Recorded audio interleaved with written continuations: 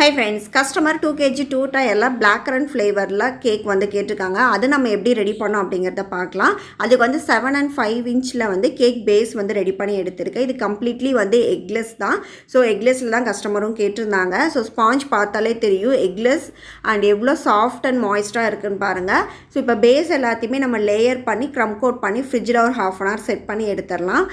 Top தனியாக bottom தனியாக தான் நான் வந்து செட் பண்ணி எடுக்க போகிறேன். ஸோ சென்டர் ஃபில்லிங் பார்த்தீங்கன்னா பிளாக் கரண்ட் ஃப்ளேவருங்கிறனால பிளாக் கரண்ட் க்ரஷ் வந்து யூஸ் பண்ணியிருக்கேன்.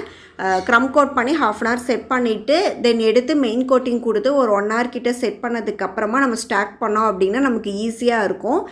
ஸோ இப்போ ஃபைனல் கோட்டிங் முடித்து நான் கொஞ்சம் நேரம் ஃப்ரிட்ஜில் நல்லா செட் பண்ணி எடுத்துருக்கேன். இப்போ டாப் லேயரை எடுத்து நம்ம மேலே வச்சு ஸ்டாக் பண்ணதுக்கப்புறமா கொஞ்சம் நேரம் ஃப்ரிட்ஜில் செட் பண்ணி நம்ம வந்து எடுத்துக்கலாம்.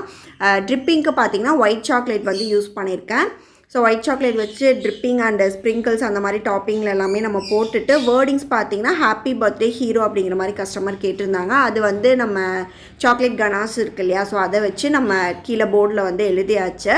ஸோ ஃபைனல் கேக் பார்த்திங்கன்னா இந்த மாதிரி தான் வந்து டர்ன் அவுட் ஆகிருக்கு. நல்லா ஃப்ரிட்ஜில் செட் பண்ணி எடுத்துகிட்டு மார்னிங் பார்த்திங்கன்னா கஸ்டமருக்கும் டெலிவரி பண்ணியாச்சு. ஸோ இது எப்படி இருக்குன்னு சொல்லிட்டு கீழே வந்து கமெண்ட் பண்ணுங்கள். தேங்க்யூ.